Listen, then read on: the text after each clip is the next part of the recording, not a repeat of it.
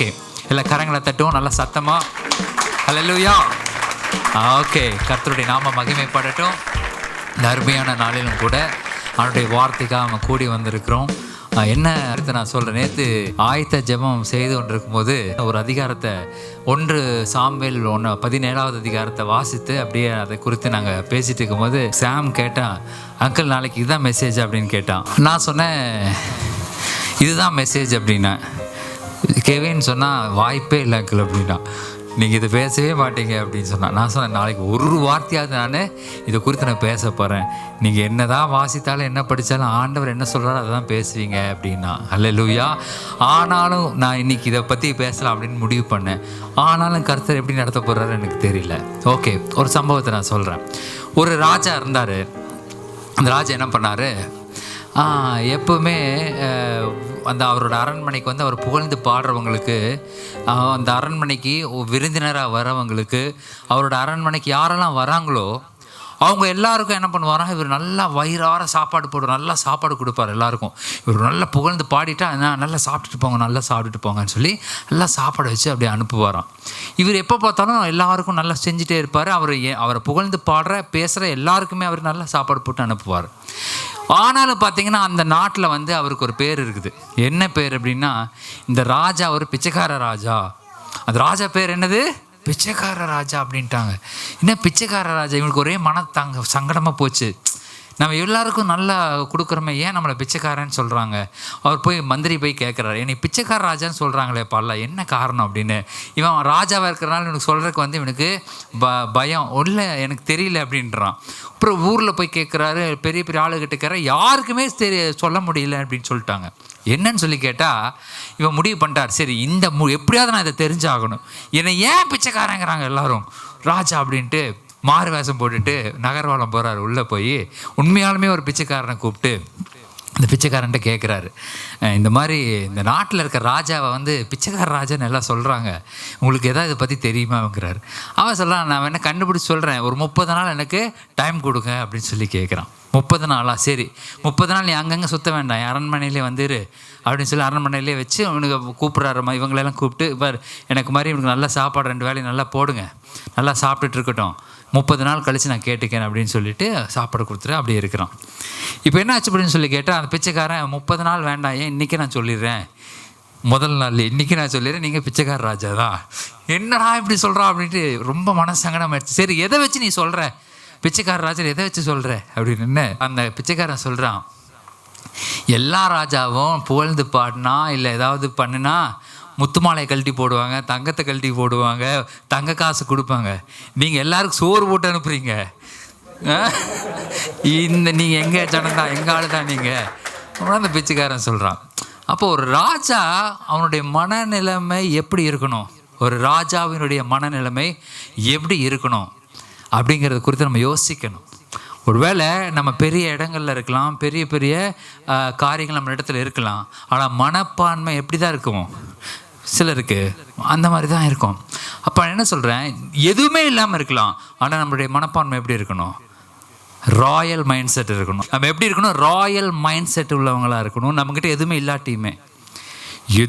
இல்லாட்டியுமே நம்ம எப்படி இருக்கணும், மைண்ட் செட் எப்படி இருக்கணும், ராயல் மைண்ட் செட் இருக்கணும். ராஜா சிம்மாசனத்தில் இருக்கிறதுனாலே, அவன் பதவியில் இருக்கிறதுனாலே அவன் ராஜா கிடையாது. அவனுடைய மைண்ட் செட் அந்த ராயல் மைண்ட் செட் இருக்கணும், கிங்ஷிப் இருக்கணும், அவனுக்குள்ளாக ராஜரீக அபிஷேகம் அவன் மேலே இருக்கணும். அப்போ தான் அவன் ராஜா. அவன் கூஜா தூக்குனாலும் சரி, அவன் ராஜானா மைண்ட் செட்டு தான் காரணம். பக்கத்தில் பார்த்து சொல்ல, ராஜா மைண்ட் செட் வச்சிரு. ஹல்லேலூயா. அதனால் நம்ம மைண்ட் செட் மாறணும். எல்லா சூழ்நிலைகளிலும் நம்ம மைண்ட் செட் எப்படி பண்ணணும், நம்ம மாறணும். சரி, இப்போது அப்படி மாறாமல் இருக்கிறதுக்கு என்ன காரியம் அப்படின்னு சொல்லி கேட்டிங்கன்னா, நம்ம வாழ்க்கையில் என்ன பண்ணிடுறோம், பயம் வந்துடுது. கொஞ்சம் பயத்தை உள்ளே விட்டுட்டோம், மைண்டுக்குள்ளே விட்டுட்டோம் அப்படின்னு சொன்னால் என்ன ஆகுது, நம்முடைய ராஜா மைண்ட் செட்டெல்லாம் அப்படியே இறங்கிடுது. நம்மக்கிட்ட பெரிய பெரிய காரியங்கள் இருக்கலாம், பெரிய படைபோலாக இருக்கலாம். கவனிங்க, அவன் படைகளெல்லாம் சேர்ந்து வந்த உடனே இந்த ராஜா என்ன பண்ணிட்டா, உள்ளே உட்காந்துட்டு பயந்துட்டு உட்காந்துருப்பான். உள்ள யார் மாதிரி அப்படின்னு சொல்லி கேட்டிங்கன்னா, நம்ம பைபிளில் ஒருத்தர் இருக்கார், சவுல் ராஜா. என்ன பண்ண, 40 நாள் ஒருத்தன் வந்து மிரட்டிகிட்டே இருக்கான். 40 நாள் தொடர்ந்து வச்சு ஒருத்தன் வந்து என்ன பண்ணுறான், மிரட்டுறான். என்ன மிரட்டுறான், சேனைகளின் கர்த்தரை நிந்திக்கிறான். யாரை? இஸ்ரவேலின் தேவனை நிந்திக்கிறான். நிந்திச்சு பயங்கரமாக அவன் பேசிக்கிட்டே இருக்கான். இவனுக்கெல்லாம் வச்சுட்டு பயந்துட்டு ஒருத்தவங்கள உட்காந்துருக்கான். ஒரு டென்ட்டை போட்டு டென்ட்டுக்குள்ளே உட்காந்துட்டு எனக்கு ஏதாவது காய்ச்சல் அடிக்குதான்னு பாருங்கன்னு உட்காந்துட்டு இருக்கிறான் ஒருத்தன். அந்த காரியம் தான் 1 சாமுவேலில் 17வது அதிகாரத்தில் வருது. ஒரு இது எப்படி என்ன அப்படிங்கிறத பற்றி கொடுத்தேன். சரி, அவன் எத்தனை முழம் இருந்தான் சொல்லுங்கள்? ஹைட்டு கோலியாத் குட் 6 முழம் 1 ஜான் ஒருத்தர் இருக்கிறான். யாரு? கோலியாத். இத்தனை நாள் கோலியாத்துன்னு தெரியும். ஆனால் அந்த கோலியாத் எப்படிப்பட்டவன், அவன் என்னெல்லாம் வச்சுருந்தான் அப்படிங்கிறத குறித்து நம்ம பார்க்கணும். அவனுடைய அந்த கவசம் எவ்வளோ வெயிட் இருந்தது? குட் 5000 சேக்கல் நிறை கொண்ட ஒரு கவசத்தை அவன் போட்டிருந்தான். அவனுடைய ஈட்டி எவ்வளோ வெயிட் இருந்தது? 600 சேக்கல் எடை இருந்தது. ஹல்லேலூயா. ஓகே, இப்போ பாருங்க, அந்த 2 மலைகளும், இந்த மலையில் அணிவகுத்து நிற்கிறான், இந்த மலையில் இஸ்ரவேலர் நிற்கிறாங்க, இந்த மலையில் யார் நிற்கிறா? பெலிஸ்தர்கள் நிற்கிறாங்க. அந்த பெலிஸ்தர்கள் நிற்கிற அந்த மலையிலிருந்து ஒரே ஒருத்தன் வரான். அவன் பேர் கோலியாத். அவன் சொல்கிறான், 8வது வசனம் வாசிங்க.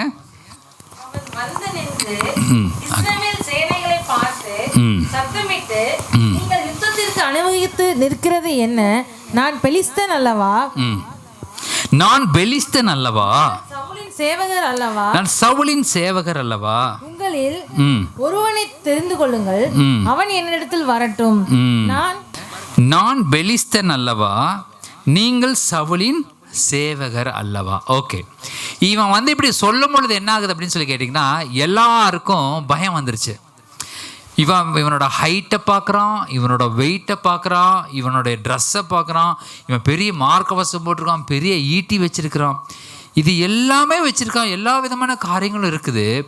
ஆனால் இதெல்லாம் பார்த்துட்டு நம்மளுடைய வாழ்க்கையில் பாருங்கள், நம்ம தேவனுடைய பிள்ளைகளாக நம்ம இருந்தாலுமே சுற்றி வர இருக்கிற பிரச்சனைகள் எப்படி வருதுன்னா, அவ்வளோ பெருசு வருது.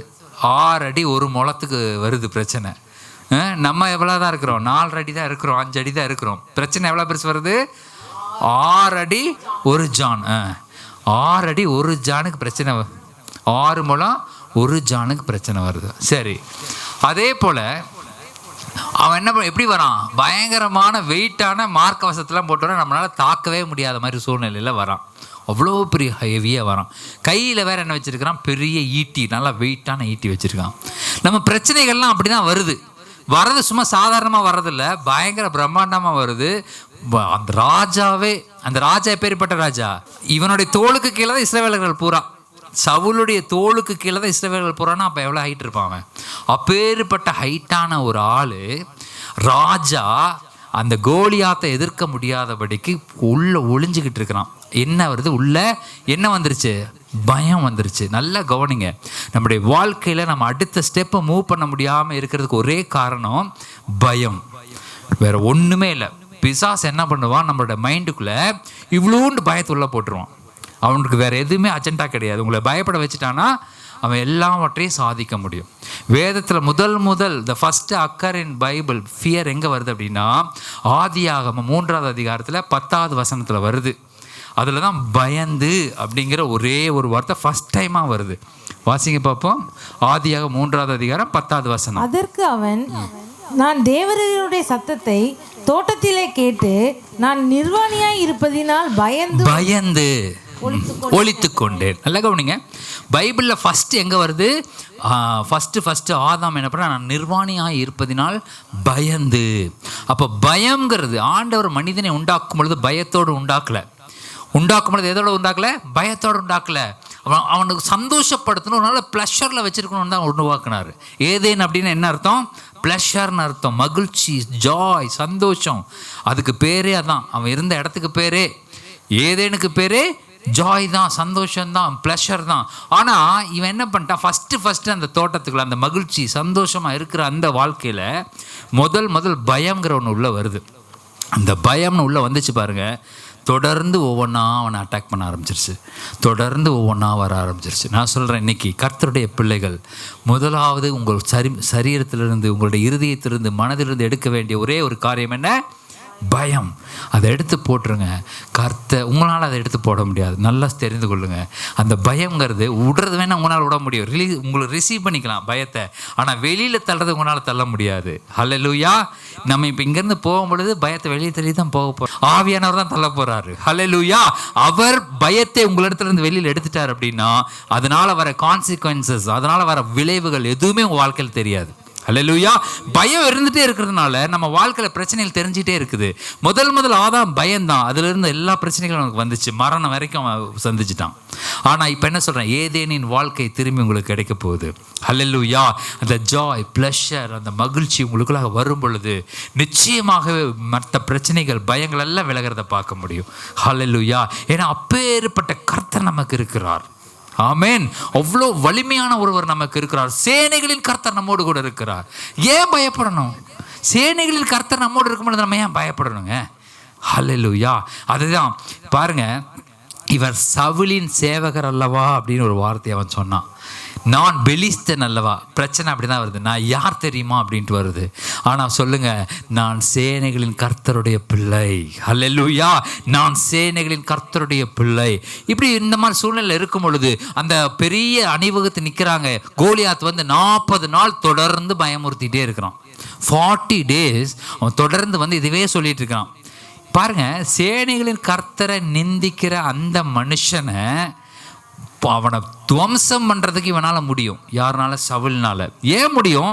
இவன் இஸ்ரவேலன். இஸ்ரவேல் மேலே அப்பேற்பட்ட அபிஷேகம் இருக்கிறது. இவனே நின்னாலும் அவனை அடிச்சிருந்துருக்கலாம். ஆனால் பயம் என்ன பண்ணிருச்சு, இவனை ஆக்ட் பண்ண விடலை, செயல்பட விடலை. பயம் அவனை அமுத்தி பிடிச்சிருச்சு. அப்படியே அந்த டென்ட்டுக்குள்ளேயே அவன் இருக்கிறான். ஆனால் பாருங்கள், இந்த மாதிரி எந்த பயமும் இல்லாமல், எந்த விதமான ஒரு குழப்பமும் இல்லாமல் தெளிந்த புத்தியோட ஒருத்தன் உள்ளே வரான். அவன் தான் தாவீது. ஹல்லேலூயா. அவன் யார்? ஆடு மேய்ச்சிக்கிட்டு இருந்தவன். எங்கேயோ ஒரு காட்டுக்குள்ளே, எங்கேயோ ஒரு வனாந்தரத்தில் ஆடு மேய்ச்சிட்டு இருந்தவன். இவனுக்கு அதை பற்றின எந்த ஐடியாவும் இல்லை. இவன் மேலே ஒரு அபிஷேகம் இருக்குது. தாவீது மேலே என்ன இருக்குது? ஒரு அபிஷேகம் இருக்குது. என்ன அபிஷேகம்? இஸ்ரவேலின் ராஜா அப்படிங்கிற ஒரு அபிஷேகம் மேலே இருக்குது. உண்டா இல்லையா? அவன் அதெல்லாம் அபிஷேகத்தில் வாங்கிட்டு தான் மறுபடியும் ஆடு மேய்ச்சிட்டு இருக்கிறான். மேலே சாமுவேல் கொம்பை உடைத்து தைலத்தை தலையிலிருந்து வார்த்து, நீ இஸ்ரவேலுக்கு ராஜா என்று அபிஷேகம் பண்ணிட்டு போயாச்சு. ராஜ அபிஷேகம் மேலே இருக்குது. அந்த அபிஷேகமும் இருக்குது. கர்த்தருடைய பலன் உள்ள இருக்குது. நான் விருத்த சேதனம் பண்ணப்பட்டவன்கிற நான் தேவனுடைய பிள்ளைங்கிற எல்லா விதமான அத்தாரிட்டியும் மேலே இருக்குது. ஹல்லேலூயா. இவனுக்கு எதை பற்றியும் கவலை இல்லை. எவன் எப்படி வந்தான்? நான் விருத்த சேதனம் பண்ணப்பட்டவன், அவன் விருத்த சேதனம் பண்ணாதவன். ஹல்லேலூயா. நான் கர்த்தரை அறிந்தவன், அவன் கர்த்தரை அறியாதவன். இவ்வளோதான் விஷயமே. பிரச்சனை அது எவ்வளோ பெருசு, அதை பற்றிலாம் அவனுக்கு கவலையே கிடையாது. பாட்டுக்குள்ளே வரான். அவன் கேட்குற கேள்வி பாருங்க. 26 வாசிங்க. 26. அப்பொழுது தாவீது தன்னண்டையிலே நிற்கிறவர்களை பார்த்து பெலிஸ்தனை கொன்று இஸ்ரவேலுக்கு நேரிட்ட நிந்தையை நீக்குகிறவனுக்கு என்ன செய்யப்படும்? இவன் பிரச்சனை இதுதான். நல்ல கவனிங்க. அவனை கொல்லணும், பண்ணணும், அது செய்யணும், அதெல்லாம் இவனுக்கு ஈஸி. அதெல்லாம் செஞ்சிடலாம். செஞ்ச ராஜா என்ன தருவாரு அப்படின்னு கேட்குறான். நான் அவனை நல்லா, உங்களுக்கு என்னென்னலாம் நீங்கள் செய்யணும்னு நினைக்கிறீங்களோ அதெல்லாம் நான் செஞ்சு முடிச்சிடுறேன். செஞ்ச ராஜா என்ன தருவார்? நம்மளுடைய மைண்ட் செட் இப்படி தான் வரணும். ஹல்லேலூயா.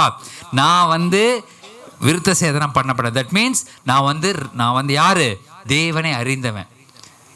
பாருங்கள், விருத்த சேதனம், நம்மளால் விருத்த சேதனமே பண்ணலையேன்னு யோசிக்கிறீங்களா? ரோமர் எடுத்து வாசிங்க. 1வது அதிகாரம் 27வது வசனம். 2:27. சாரி.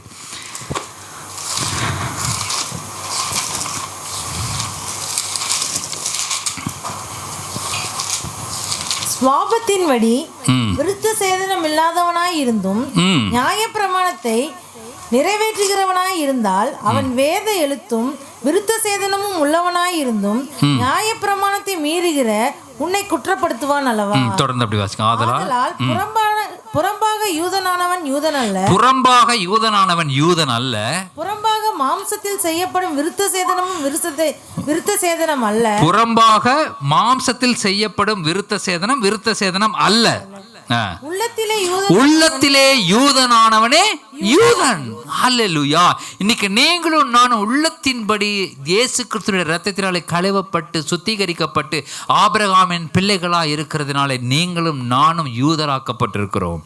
ஹல்லேலூயா. உள்ளத்தில் யூதனானவனே யூதன். எழுத்தின்படி உண்டாகாமல் ஆவியின்படி இருதயத்தில் உண்டாகும் விருத்த சேதனமே விருத்த சேதனம். ஹல்லேலூயா. அப்ப என்னாச்சு? அந்த யூதனுக்கு உண்டான சகல ஆசீர்வாதங்களும் உங்கள் மேலும் என் மேலும் இயேசு கிறிஸ்து வழியாக கிடைத்திருக்கிறது. ஆமென். அப்ப உள்ளத்தில் யூதனானவனே யூதன். அப்ப நீங்களும் நானும் யூதனா இருக்கோம். அதே வல்லமை, அதே கிரியை தாவீதின் இடத்துல இருந்தது. தாவீது சொல்றான், நான் விருத்த சேதனம் பண்ணப்பட்டவன். அதே தான் இன்னைக்கு நீங்களும் நானும் சொல்லணும். நான் கர்த்தருக்குள் விருத்த சேதனம் பண்ணப்பட்டிருக்கிறேன். நான் கர்த்தருடைய பிள்ளையா இருக்கிறேன். என்னை மேற்கொள்ள இந்த உலகத்துல எதுக்கும் வறுமை கிடையாது.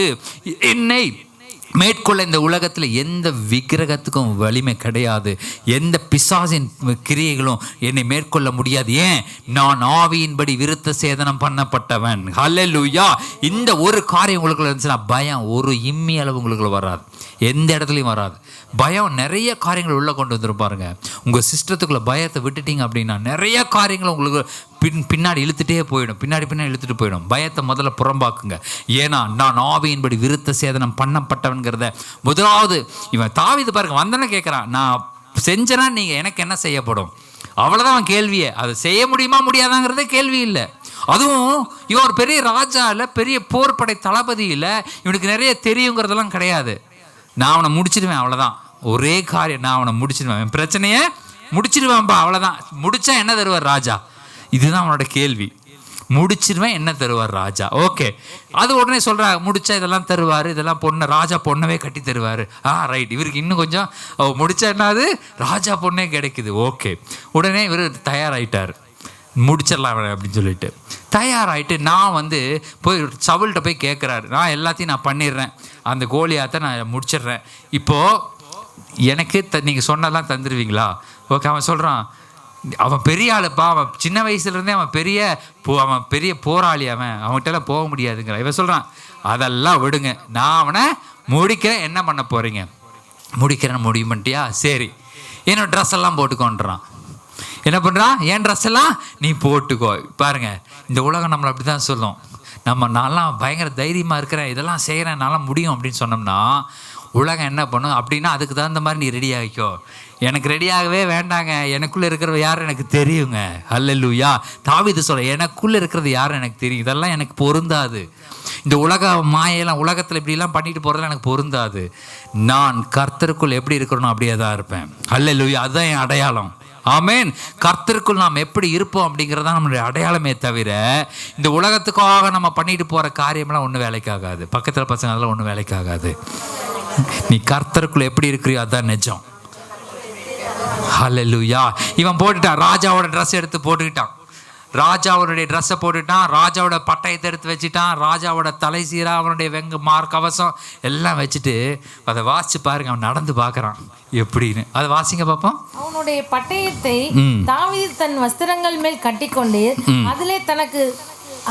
அதிலே அவனுக்கு பழக்கம் இல்லாததினால் நடந்து பார்த்தான்.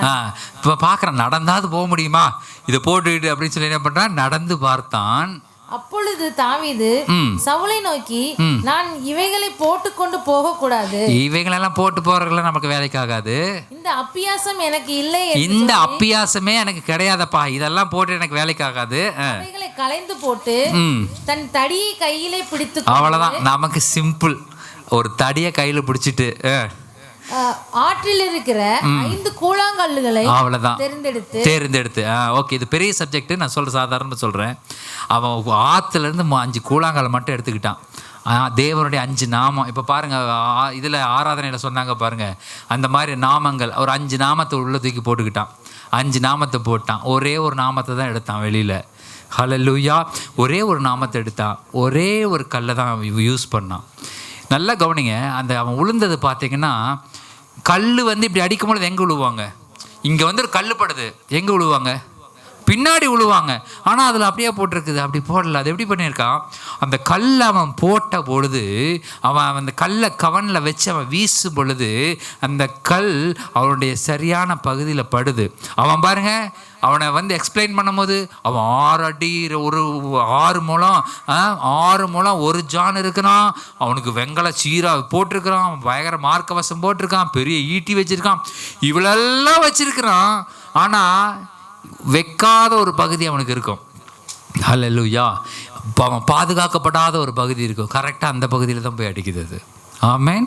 அப்போது எதிரி நம்முடைய பிரச்சனைகள் எந்த ரூபத்தில் வந்தாலும் சரி, அதுக்கு ஒரு வீக் பாயிண்ட் இருக்குது பாருங்கள், அந்த இடம் நம்ம ஆண்டவருக்கு போதும். அல்லேலூயா. அந்த இடம் போது நம்மளை தப்பிக்கிறதுக்கு. இந்த உலகத்தில் எவ்வளவு சோதனைகள் வந்தாலும் சரி, வாசிங்க 1 கொரிந்தியர் 10:13. இந்த உலகத்தில் நேரிடுகிற சோதனை இல்லாமல் உங்களுக்கு வேற சோதனைகள் நேரிடவில்லை. மனுஷனுக்கு நேரிடுகிற மனுஷனுக்கு வேற சோதனை உங்களுக்கு நேரிடவில்லை. தேவன் உண்மையுள்ளவராய் இருக்கிறார். தேவன் உண்மையுள்ளவராய் இருக்கிறார். உங்கள் திராணிக்கு மேலாக நீங்கள் சோதிக்கப்படுகிறதற்கு அவர் இடம் கொடாமல் சோதனையை தாங்கத்தக்கதாக சோதனையோடு கூட அதற்கு தப்பிக்கொள்ளும்படியான போக்கையும் உங்களுக்கு உண்டாக்குவார். ஹல்லேலூயா. இதுதான் இன்னைக்கு நமக்கு நேரிடுகிற சோதனையே இல்லாமல் வேற சோதனை நமக்கு நேரிடாது. மனுஷனுக்கு நேரிடுறது தான் நேரிடும். அந்த சோதனையோடு கூட அதுக்கு தப்பி செல்லும்படியான போக்கையும் உண்டாக்குவார். என்ன அர்த்தம்? கரெக்டாக அந்த கேப்பை பார்த்து அடிப்பாருன்னு அர்த்தம். உன் பிரச்சனைக்கு எந்த கேப்பில் அடிக்கணும்னு அவருக்கு தெரியும். அதே கேப்பில் அவர் அடிப்பார். அதே பிரச்சனைகள் உங்கள் கண்ணு முன்னாடியே விழுகும். அல்லேலூயா. அது வித்தியாசமாக விழுகும். எல்லாருக்கும் விழுகிற மாதிரி அந்த பிரச்சனை உங்களுக்கு விழுகாது. எல்லாருக்கும் அந்த பிரச்சனை போகுது பாருங்க, சரி எல்லாம் நார்மலாக போகுது, அந்த மாதிரிலாம் போகாது. வித்தியாசமாக அந்த பிரச்சனை உங்களை விட்டு போகும். அதை உலகமே பார்க்கும். அல்லேலூயா. அந்த பாருங்க, அது பின்னாடி உழுக வேண்டிய பிரச்சனை என்ன பண்ணும்? முகங்குப்புற விழுந்துச்சான்.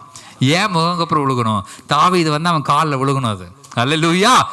கவனிங்க, அவ்வளோ பெரிய மனுஷன், அவ்வளோ பெரிய ஒரு ராட்சதன், நல்லா கவனிங்க. ஒரு கல்லுப்பட்டு சாவான்னு விசுவாசிக்கிறீங்களா? ஒரு கல்லுப்பட்டு சாவான் அவன். ஒரு கல் அடிக்கிறான், அதை போய் அடிச்சுதாமா அவன் விழுந்து செத்தானா? வாய்ப்பு இருக்குதா? நல்லா கவனிங்க. நான் நினைக்கிறேன், பைபிள் ஸ்காலர்ஸ் பார்த்துட்டு இருக்கிறவங்க எதுவும் சொல்லாதீங்க, இது வாய்ப்பு இருக்குது இதுக்கு. கவனிங்க, இவன் கல் இங்கே படுது நெத்தியில், முகங்குப்புற ஏன் விழுகணும்? அவன் பின்னாடி விழுக வேண்டிய ஆள் முகங்குப்புற விழுகிறான். அப்படின்னு என்ன அர்த்தம்?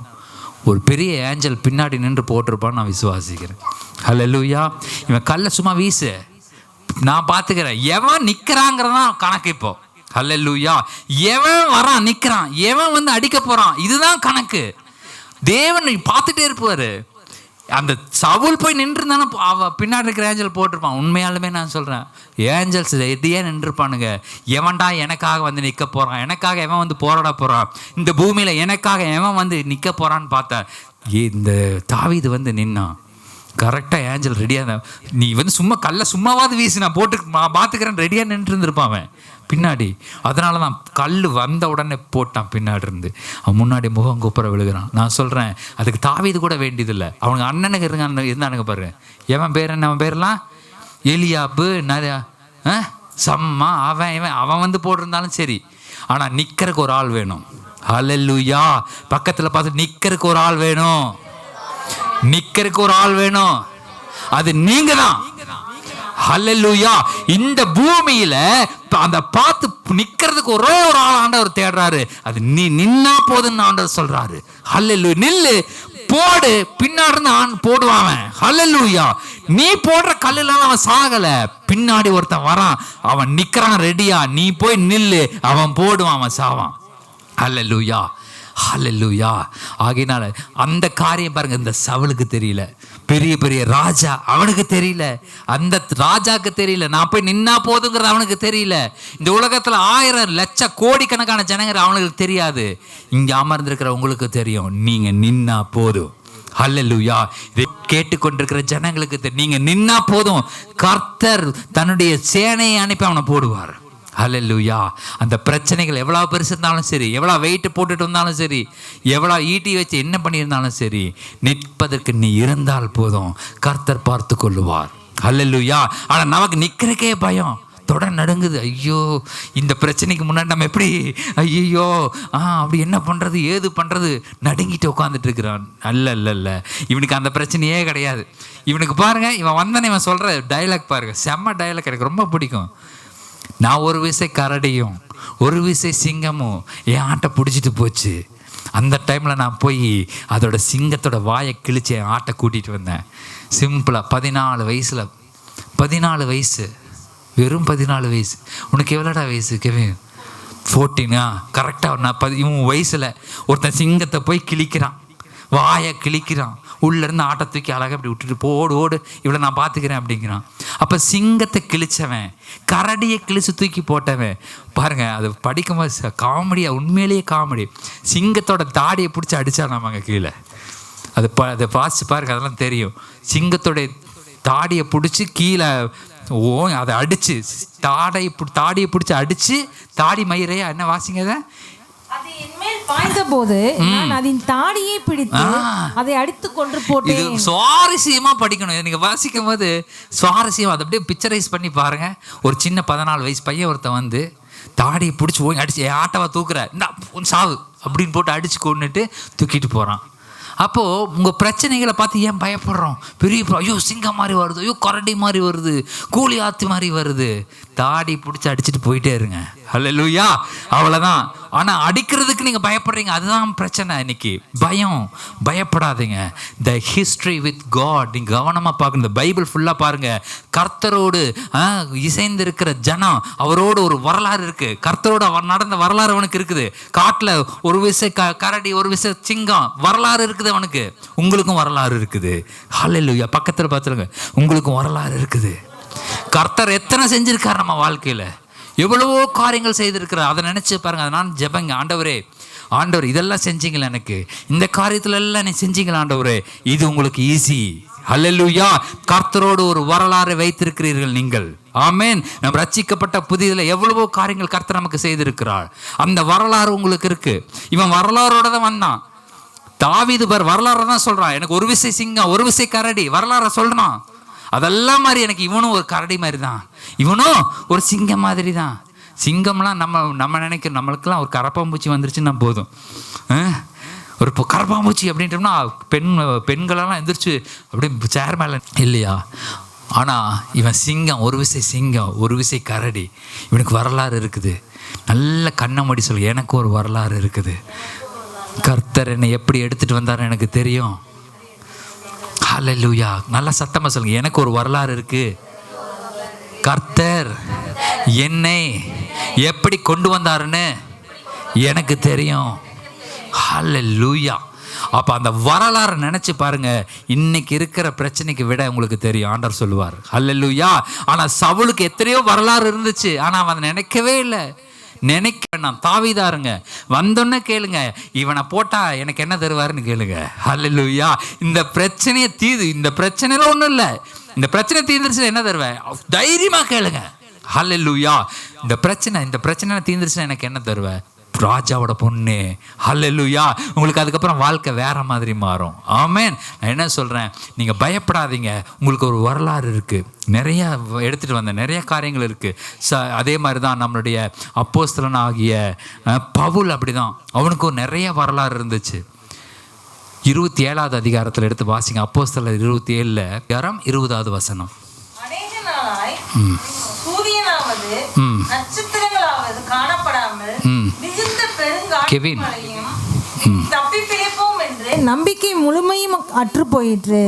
அநேக நாள் அவர்கள் போஜனம் பண்ணாமல் இருந்தபோது பவுல் அவர்கள் நடுவிலே நின்று, மனுஷரே, இந்த வருத்தமும் சேதமும் வராதபடிக்கு என் சொல்லை கேட்டு கிரேத்தா தீவை விட்டு புறப்படாமல் இருக்க வேண்டியதா இருந்தது. பவுல் வந்து அங்கேருந்து கிளம்பவும் சொல்லுவான். பவுல் ஒரு பிரிசனராக வருவான், கைதியாக உள்ள அந்த கப்பலில் ஏறுவான். கப்பல் ஏறி சொல்லுவான், இப்போ கிளம்ப வேண்டாம் அப்படிமா. அந்த கப்பலோட ஓனர்கிட்ட கேட்டுட்டு, அந்த எல்லா மாலுமே எல்லாரையும் கேட்டுட்டு அந்த அதிகாரி என்ன விடுவான், கிளம்பலாம் அப்படின்ட்டுருவான். இப்போ என்ன பண்ணுச்சு, தென்றல் மெதுவாக அப்படியே ஆரம்பிக்கும். தென்றல் ஆரம்பித்து அந்த வாசனத்தை வாசிங்க பார்க்கலாம். அப்போஸ்தலர் 27வது அதிகாரத்தில் 13 வாசிங்க. தென்றல் மெதுவாய் அடித்தபடியால் தாங்கள் கோரினது கைகூடி வந்தது என்று எண்ணி அவ்விடம் விட்டு பெயர்ந்து கிரேத்தா தீவுக்கு அருகாக ஓடினார்கள். மெதுவான தென்றல் கொடுங்காற்றாய் மாறி அடித்த வேளையிலும் ஸ்டாப் போதும், கீழே விட்டுருச்சு அவங்கள. அதனால தான் பாருங்க, மெதுவான தென்றல் என்ன ஆகியது, கொடுங்காற்றாய், யூரோக்ளித்தானா அப்படி ஒரு பெரிய புயலாக மாறி என்ன பண்ணுது, பெரிய புயல் வந்து அந்த கப்பல் அடித்து நொறுக்குது, இதெல்லாம் பண்ணுது. இதெல்லாம் செய்யும் பொழுதும் அவனுடைய ஒரு வார்த்தை பயங்கரமா இருக்கும் பாருங்க. 22வது வசனம் வாசிங்க. ஆகிலும் திடமனதாய் இருங்கள் என்று இப்பொழுது உங்களுக்கு தைரியம் சொல்கிறேன். கப்பர் சேதமே அல்லாமல் உங்களில் ஒருவனுக்கும் பிராணச்சேதம் வராது. உங்களுக்கு தைரியம் சொல்லுகிறேன் அப்படின்னா அவனுக்கு எப்படி பயந்துருப்பானுங்க. ஒரு கைதி வந்து சொல்றான், யாரும் பயப்படாதீங்க, உங்களுக்கு தைரியம் சொல்றேன், உங்களுக்கு இந்த கப்பல் சேதம் வந்தாலும் வருமே தவிர உங்களுக்கு பிராண சேதம், உயிர் போகாது, நீங்களாம் தப்பிச்சிருவீங்க, பிழைச்சிருவீங்கன்னு சொல்லி அந்த பவுல் சொல்கிறான். அப்படின்னா ஏன் அந்த தைரியம், எப்படி அந்த தைரியம் அவனுக்கு வந்துச்சு? அந்த தைரியம் எப்படி அவனுக்கு வந்துச்சு அப்படின்னா, அவனுக்கு ஒரு ஹிஸ்ட்ரி இருக்குது, வரலாறு இருக்குது, கர்த்தரோடு அவன் வாழ்ந்த வாழ்க்கை இருக்குது, நிறைய காரியங்கள் அவனுக்கு அந்த வரலாறு அவனுக்கு இருக்குது. அந்த வரலாறின் படி அந்த வரலாறு வாச்சிருமா? 2 கொரிந்தியர் எடுத்து 11வது அதிகாரம் எடுத்து 23வது வசனம் வாசிங்க.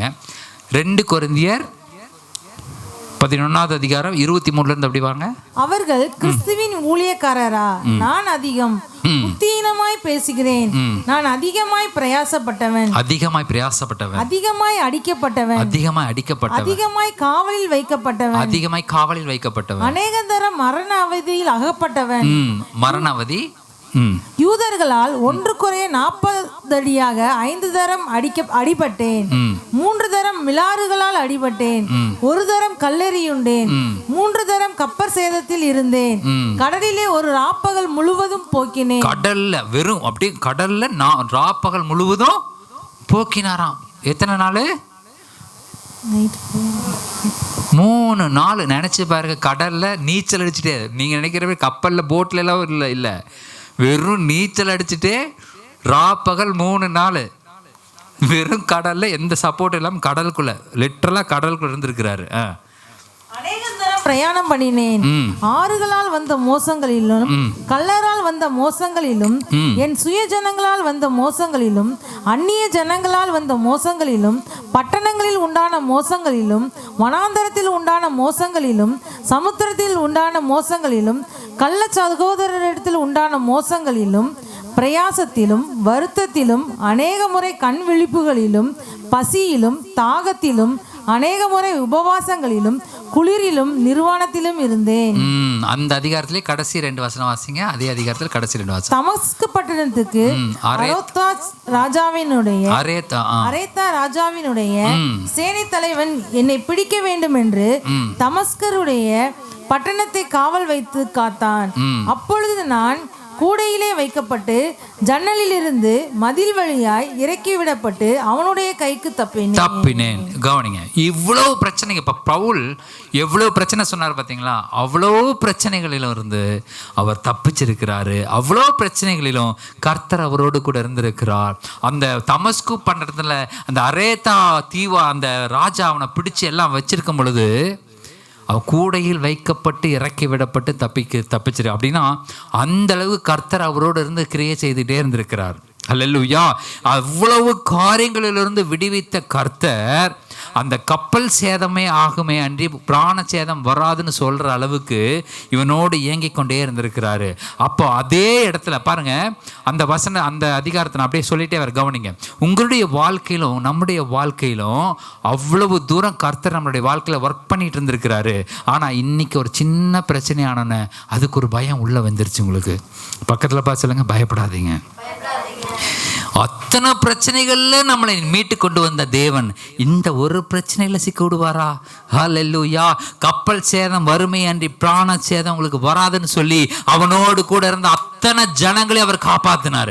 அவ்வளவு படை தளபதி, அத்தனை கைதிகள் ஒருத்தனும் சாகாதபடி அவன் காப்பாற்றப்பட்டான். 28வது அதிகாரத்துல 2வது வசனத்துல மறுபடியும் சொல்லப்பட்டிருக்கிறது. அந்த தீவார் எங்களுக்கு பாராட்டின அன்பு கொஞ்சம் அல்ல. இப்ப அந்த கப்பல் சேதத்துல இருந்து எல்லாம் இது பண்ணி கரை ஏறி ஒரு தீவுல போய் ஒதுங்கிட்டாங்க. எல்லாம் கப்பல் சேதம் ஆச்சு, ஆனா ஒரு உயிர் சேதம் கூட ஆகல. அந்த வேளையிலே பிடித்திருந்த மழைக்காகவும் குளிருக்காகவும் அவர்கள் நெருப்பை மூட்டி எங்கள் அனைவரையும் சேர்த்து கொண்டார்கள். பவுல் சில விறகுகளை வாரி அந்த நெருப்பின் மேல் போடுகையில் விறகுகளை எடுத்து அந்த நெருப்பு மேல போடுறாரு, நல்லா எரியட்டும்னு சொல்லி ஒரு விரியன் பாம்பு அனலுரைத்து புறப்பட்டு அவனுடைய கையை கவ்விக்கொண்டது. பாருங்க, அந்த கடல் பிரச்சனையில எல்லாம் வந்து தீவுல வந்து சிறு குளிர் காயிலான்னு மரத்தெல்லாம் எடுத்து போட்டு எரிச்சிட்டு இருக்கும் பொழுது என்னாச்சு? கையை பிடிச்சி கவ்விருச்சான். ஒரு விரியன் கையை கவ்வி கொண்டதுன்னு போட்டிருக்குது. கடிச்சதுன்னு கவ்வி கொண்டது. வாசிங்க. விஷப்பூச்சி அவன் கையிலே தொங்குகிறது. ஹல்லேலூயா. இந்த ஒரு வசனத்தை நீங்க நல்லா உள்ள வாங்கிங்க. உங்களை கையை கவ்வும் பொழுது அது விரியனாக இருக்கலாம், ஆனால் அது யாரை கவ்வுச்சுங்கிறதா மேட்டர். இந்த அபிஷேகம் பண்ணப்பட்ட உங்களை பிரச்சனைகள் கவ்வும் பொழுது அது என்னவா மாறுது? வெறும் பூச்சியா மாறுது. ஹல்லேலூயா. கவ்வும் பொழுது அது விரியன், கவ்வும் பொழுது அது பிரச்சனை, ஆனா அதை உதறி போடும் பொழுது அது வெறும் பூச்சி.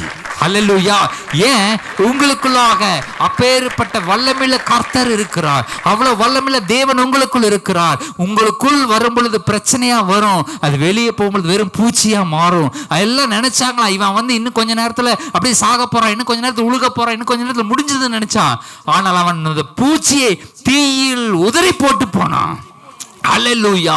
அந்த பிரச்சனைகள் எவ்வளவு பெருசு இருந்தாலும் சரி, உங்க கையில கவிர்ச்சா அது வெறும் பூச்சியா மாறிடும். அந்த பிரச்சனை உலகத்துக்கெல்லாம் வரும், உலகமெல்லாம் மாட்டிக்கும், ஆனா உங்களை என்னை அது கவ்வும் பொழுது அது வெறும் பூச்சியாக அதை தீயில நம்ம போட்டுட்டு போயிட்டே இருக்க போறோம். ஹல்லேலூயா. எல்லாரும் எதிர்பார்ப்பாங்க, சுத்தி இருக்கிறவன் எதிர்பார்த்தான், இவன் இன்னும் கொஞ்ச நேரத்துல நொர தள்ள போகுது, வாயில நொர கக்க போகுது அதுன்னு அவன் சொல்ல. இவனுக்கு தெரியும் நான் தான் யாருன்னு. ஹல்லேலூயா. உங்களுக்கு தெரிஞ்சிருக்கணும் நீங்க யாருன்னு. உங்களுக்குள் யார் இருக்கிறாங்கிற தெரிஞ்சுக்கணும். உங்களுக்குள் அப்பேற்பட்ட கர்த்தர் இருக்கிறார், பலத்த சௌரியவான் நீங்க. ஹல்லேலூயா. உங்கள் கையை கவ்வும் பொழுதுதான் அது விரியன், ஆனால் உங்க கையை கவ்விருச்சு, உங்களுக்குள்ள இருக்க அபிஷேகத்தை அது பார்த்துருச்சு அப்படின்னு சொன்னா அது வெறும் பூச்சி. நீங்க உதறி போட்டுட்டு போயிட்டே இருக்கலாம். ஹல்லேலூயா. ஹல்லேலூயா. அந்த பவுல் அப்படிதான் செஞ்சாரு, உதறி போட்டுட்டு போய்கிட்டே இருந்தாரு பிரச்சனைய. தாவீது அப்படிதான், நான் உதறி போட்டு போயிட்டே இருந்தேன், எனக்கு என்ன செய்யப்படுன்னு கேட்டு போயிட்டே இருந்தான். ஹல்லேலூயா. இந்த அப்போஸ்தலனாகிய பவுல் உதறி தீக்குள்ள போட்டுட்டு போய்கிட்டே இருக்கிறான், அவனுக்கு எந்த சேதமும் நேரிடவில்லை. ஹல்லேலூயா. நான் சொல்கிறேன், உங்களுக்குள்ள மாத்திரம் பயம் வந்திருந்துருச்சு அப்படின்னு சொன்னால் அந்த பயத்தை இந்த நாளிலே பரிசுத்த ஆவியானவர் புறம்பாக்க போகிறார். ஹல்லேலூயா. உங்களுக்குள்ள ஒரு அபிஷேகம் இருக்கிறது, நீங்கள் விருத்த சேதனம் பண்ணப்பட்டவர்கள். ஹல்லேலூயா. கர்த்தருக்கென்று பிரித்தெடுக்கப்பட்டவர்கள். அப்பேற்பட்ட கர்த்தர் உங்களுக்குள்ளாக இருக்கிறார். உங்களுக்கு அப்படி கர்த்தரோடு கூட ஒரு ஹிஸ்டரி இருக்குது, ஒரு வரலாறு இருக்குது. கர்த்தர் உங்களை நடத்தி கொண்டு வந்த விதத்தை யோசிச்சு பாருங்க. இன்னைக்கு இருக்கிற நிலைமை கர்த்தர் உங்களை முற்றிலுமாக மாற்றி அந்த பயத்தெல்லாம் நீக்கி உங்க பூச்சி மாதிரி உதறிட்டு போயிட்டே இருப்பீங்க பிரச்சனையை. ஹல்லேலூயா. இந்த ஒரு காரியத்தை நீங்கள் உள்ள ஆவியில் எடுத்துக்கொள்ளுங்க. அது பிடிக்க வரைக்கும், உங்களை தொட வரைக்கும் தான் அது பிரச்சனை. உங்களை தொற்றுச்சுன்னா அது வெறும் பூச்சி. உங்களை தொட வரைக்கும் தான் அது பெரிய விஷம். உலகமே பார்த்துருக்கோம், ஐயோ இவ்வளோ பெரிய பிரச்சனை உங்களை தொற்றுச்சான்னு. இல்லை இல்லை இல்லை இல்லை, அது வெறும் பூச்சியாக மாறி அது தீக்குள்ளே போட்டு அது கருகி சாம்பலாகிறத நம்ம பார்க்க முடியும். ஹல்லேலூயா. எல்லா கண்களை மூடிக்கொள்ளுவோம், எல்லா கண்களை மூடிக்கொள்ளுவோம். ஹல்லேலூயா. உள்ள பிசாசு கொண்டு வந்த அந்த பிரச்சனையை ஹல்லேலூயா பூதாகரமா பார்க்க தேவையில்லை, கோலியாத் மாதிரி பார்க்க தேவையில்லை. ஹல்லேலூயா. ராஜ அபிஷேகம் உங்க மேல இருப்பதினால. ஹல்லேலூயா. தாவீது மேல ராஜ அபிஷேகம் இருந்தது, இஸ்ரவேலுக்கு ராஜா என்கிற அபிஷேகம் இருந்தது. கர்த்தர் உங்கள் மேலையும் அதே அபிஷேகத்தை வைத்திருக்கிறார். ஹல்லேலூயா. பேதுருவில் சொல்லப்பட்டிருக்கிறபடியாக உங்கள் மேல் ராஜரீக ஆசாரிய கூட்டம் என்கிற அவருடைய பரிசுத்த ஜாதி, தன் சொந்த ஜனம் என்கிற அபிஷேகம் உங்கள் மேல் இருக்கிறது. ஹல்லேலூயா. எந்த பிரச்சனை உங்களை தொட்டாலும், எந்த பிரச்சனை உங்கள் பக்கத்தில் வந்தாலும் அதை நீங்க எளிதில் ஈஸியா முடிச்சிடலாம். ஈஸியா உதறி போட்டுட்டு போகும்படியாக கர்த்தர் உங்கள் மேல் ஒரு அபிஷேகத்தை இப்பொழுது வைக்கிறார். ஹல்லேலூயா. மறுபடியும் ரெனியூல் பண்றார். உங்க மேல அது இருக்குது, உங்களுக்குள்ளாக அந்த ஆவியானுடைய வல்லமை இருக்கிறது.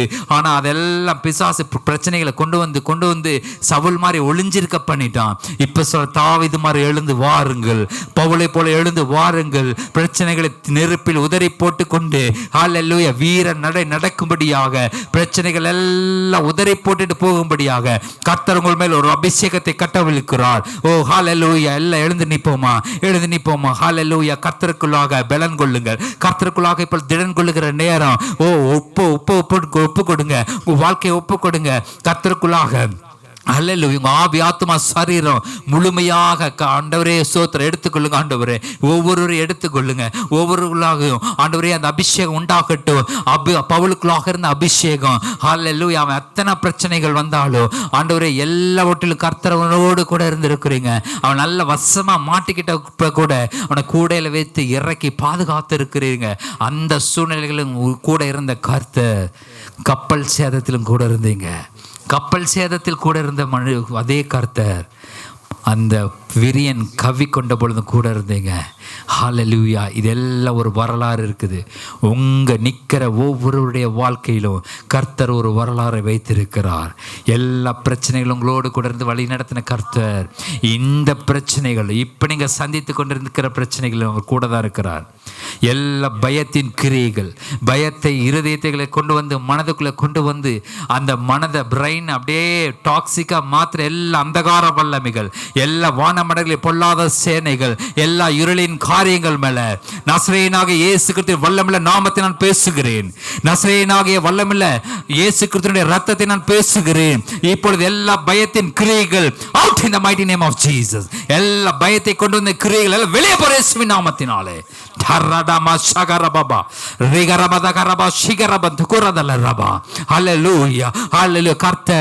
கர்த்தர் உங்களுக்கு பயமுள்ள ஆவியை கொடுக்கல. பயமுள்ள ஆவியை கொடுக்கல. அன்பும் பலனும் தெளிந்த புத்தியும் உள்ள ஆவியை கொடுத்திருக்கிறார். ஹல்லேலூயா. நீ பயந்த காரியம் உனக்கு நேரிடாது. அதெல்லாம் பழைய ஏற்பாட்டின் காரியங்கள். ஹல்லேலூயா. ஹல்லேலூயா. நீ என்ன விசுவாசிக்கிறாயோ, உன் குடும்பம் எப்படி வர வேண்டும் என்று விசுவாசிக்கிறாயோ அந்த நிலைமைக்கு குடும்பம் வரும், பொருளாதாரம் வரும், சூழ்நிலைகள் வரும், ஊழியங்கள் வரும். இதற்கென்று கர்த்தருனை அபிஷேகித்திருக்கிறார். இதற்கென்று கர்த்தருனை அபிஷேகித்திருக்கிறார். இதற்கென்று கர்த்தருனை வேறு விரித்திருக்கிறார். உன் வாழ்க்கையில் ஒரு வேறு விரிக்கப்பட்ட ஒரு வாழ்க்கை உனக்கு இருக்கிறது. அதில் இந்த உலகத்தால் செய்கிற காரியம் எதுவும் உன்னை தொடாது. இந்த உலகம் பயப்படுகிற காரியம் எதுவுமே உன்னை தொடாது. நாம் பிரித்தெடுக்கப்பட்டவர்கள், கர்த்தருக்கென்று பிரித்தெடுக்கப்பட்ட வாழ்க்கை. Hallelujah. Hallelujah. Hallelujah. Thank you Jesus. நன்றி தகப்பனே. ஒவ்வொருவருக்குள்ளாகவும் இந்த அபிஷேகம் உண்டா இருக்கட்டும் ஆண்டவரே. கர்த்தர் எனக்கு பயமுள்ள ஆவியை கொடுக்கலங்கிற அபிஷேகம் வரட்டும் ஆண்டவரே. எனக்கு அன்பும் தெளிந்த புத்தியும் உள்ள ஆவியை கொடுத்திருக்கிறார் என்கிற அபிஷேகம் வரட்டும் ஆண்டவரே. அப்போ அந்த பயம் வெளியில் போயிடுச்சுன்னா எல்லா பிரச்சனைகளும் ஆட்டோமேட்டிக்காக மாறுமே. ஆண்டவரே சோதனை வருகிற நாட்களிலே அந்த மாற்றப்பட்ட இருதயம், மாற்றப்பட்ட மறுரூபமாக்கப்பட்ட ஆத்மா ஒவ்வொருவருக்களாக உண்டாகட்டும். உண்டாகட்டும் ஆண்டவரே. நான் விருத்த சேதனம் பண்ணப்பட்டவன், நான் யூதன், நான் இஸ்ரவேலன். ஹல்லேலூயா. ஹல்லேலூயா. யாக்கோப்புக்கு விரோதமான மந்திரவாதம் இல்லை. இஸ்ரவேலுக்கு விரோதமான குறி சொல்லுதல் எதுவும் கிடையாது. எதுவும் கிடையாது. அந்த பழைய ஏற்பாட்டின் நிழலின் உடன்படிக்கையில் அப்பேற்பட்ட ஆசீர்வாதம் இருக்குமே என்று சொன்னார். நிஜமான இந்த இரத்த உடன்படிக்கையில அது எவ்வளவு நிச்சயமாக இருக்கிறது. இனி எந்த குறியும், எந்த குறி சொல்லுதல், எந்த விக்கிரகத்தின் கட்டு, எந்த தகுடு, எந்த தாயத்து, எந்த மந்திரம், எந்த தந்திரங்கள் இனி உன் வாழ்க்கையில் எடுபடாது. ஓ, அது பலனளிக்காது. அது வெந்து உருகி போயிற்று. ஓ ஹல்லேலூயா. தீயிலே கருகி போயிருக்கிறது.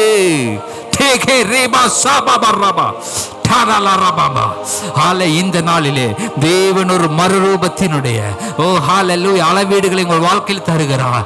ஓ, மறுரூபத்தினுடைய அளவீடுகள் கர்த்தர் உன்மேல் வைத்திருக்கிற அபிஷேகத்தினுடைய அளவு உன்மேல் வரப்போகிறது. கர்த்தர் ஆசீர்வாதத்தையும் பலத்தையும், ஓ தெளிந்த புத்தியையும் கர்த்தர் உனக்கு தந்திருக்கிறார். ஓ, எழுந்து பிரகாசி, உன் ஒளி வந்தது.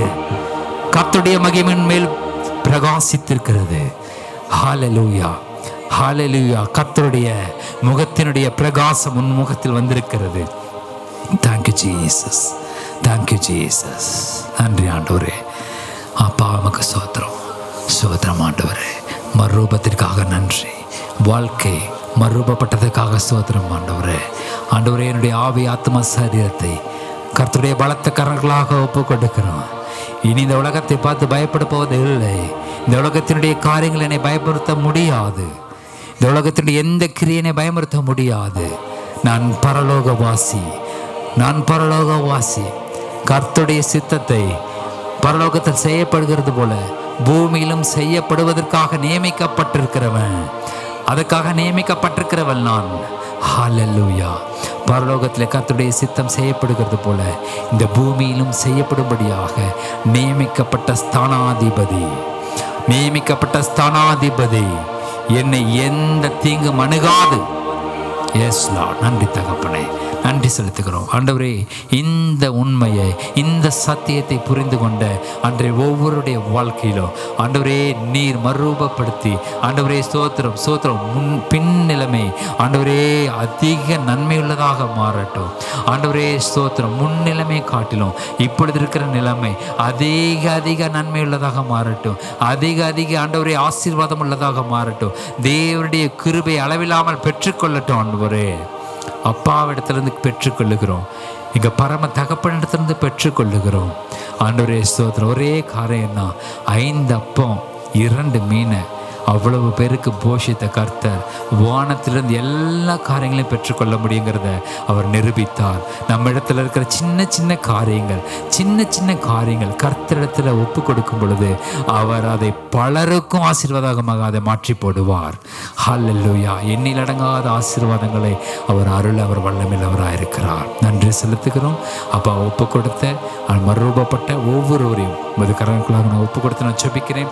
இந்த வார்த்தைகள் அவங்களுடைய இருதயத்தில் முத்திரை போடுகிறேன். பிதா, குமாரன், பரிசுத்த ஆவியானவர் நாமத்தினாலே வாழ்த்துகிறோம் ஆண்டவரே. இப்போ கேட்ட ஒவ்வொரு வார்த்தைகளையும் அவங்களுடைய இருதயத்தினால் மனதிலே அதை நாங்கள் முத்திரிக்கிறோம் ஆண்டவரே. இயேசு கிறிஸ்துவின் நாமத்தினால் முத்திரை போடப்படுவதாக. அன்றை வெளியே போனதுக்கப்புறம் பிசாசு அந்த காரியங்கள் எல்லாம், உலக பிரச்சனைகள் எல்லாம் காண்பித்து அதை பொறுக்கி கொண்டு போகாதபடிக்கு தேவாவியானவர் அதை முத்திரை போட்டு அவங்களுடைய வாழ்க்கையில் அப்படியே அப்பயாசப்படுத்த கிருபை செய்யுங்க ஆண்டவரே. ஆண்டவர் வந்திருக்கிற ஒவ்வொருடைய குடும்பங்களையும் கல்லொப்பு கொடுக்குறோம். ஒவ்வொருடைய வேலையை, பொருளாதாரத்தை, வருமானங்களையும் கல்லொப்பு கொடுக்குறோம். தொழிலையும் கல்லொப்பு கொடுக்குறோம் ஆண்டவரே.